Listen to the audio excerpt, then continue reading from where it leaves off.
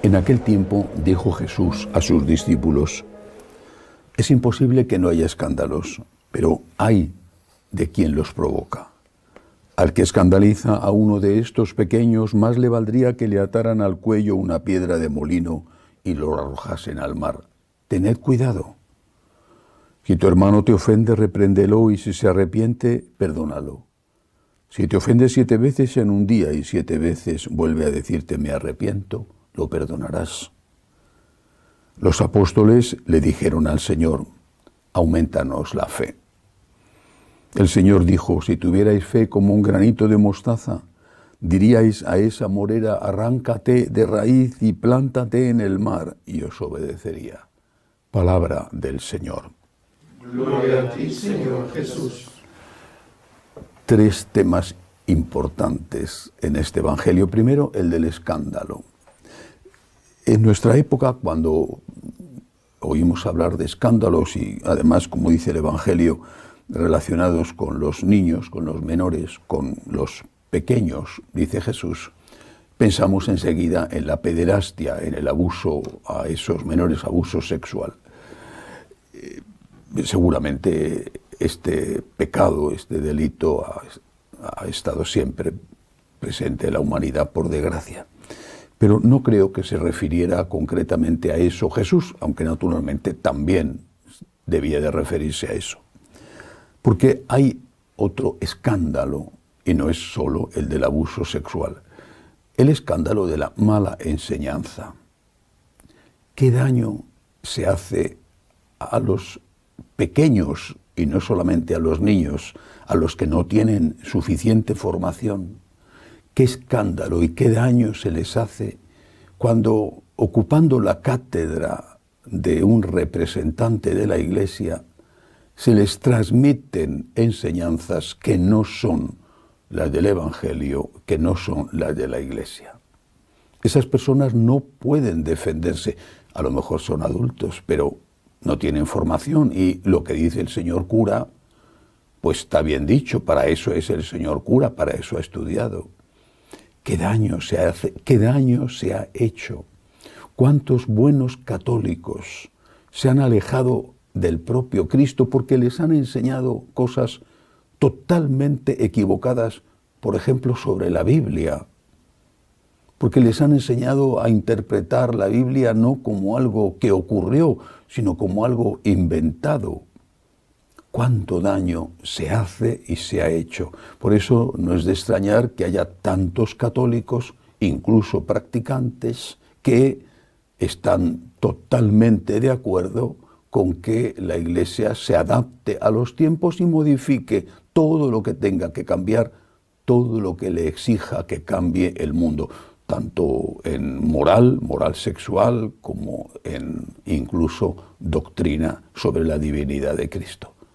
Porque los han enseñado mal. Es posible que los que enseñan mal también hayan sido mal educados. Posiblemente. Dios sabrá la culpa que tiene cada uno. Pero esos son escándalos.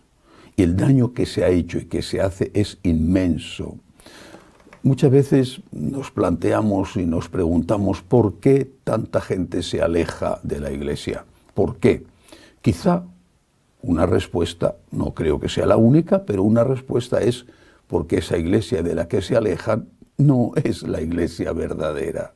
Esa Iglesia de la que se alejan es un sucedáneo, y es normal que no quieran un sucedáneo.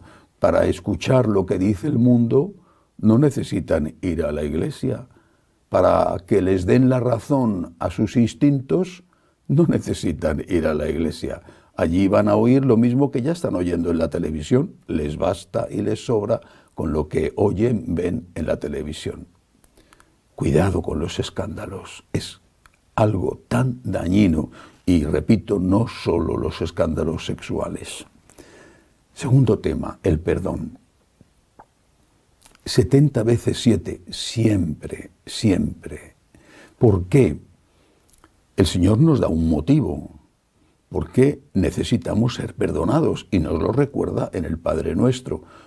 Es probable, y así creo que sucede en la mayor parte de los casos, que los pecados que nosotros hemos cometido no sean tan graves como los pecados que cometen contra nosotros. Es probable, pero cada uno tiene lo suyo. Cada uno tiene su propio fardo de pecados encima. A veces se tienen y no se es consciente de que se tienen, pero eso no significa que nos esté haciendo daño al otro o que no nos estemos haciendo daño a nosotros mismos. Perdona porque necesitas ser perdonado.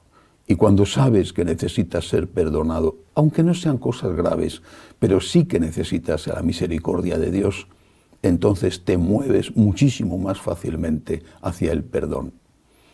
Sin embargo, no es fácil. Y por eso los apóstoles, que sabían muy bien de qué estaba hablando Jesús, después de oírle decir esto, contestan: aumentanos la fe.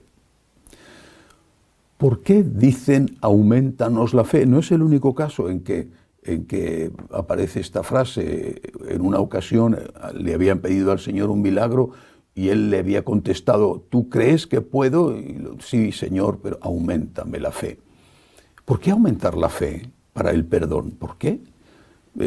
Todavía para lo del milagro tendría un sentido, pero ¿qué tiene que ver la fe con el perdón?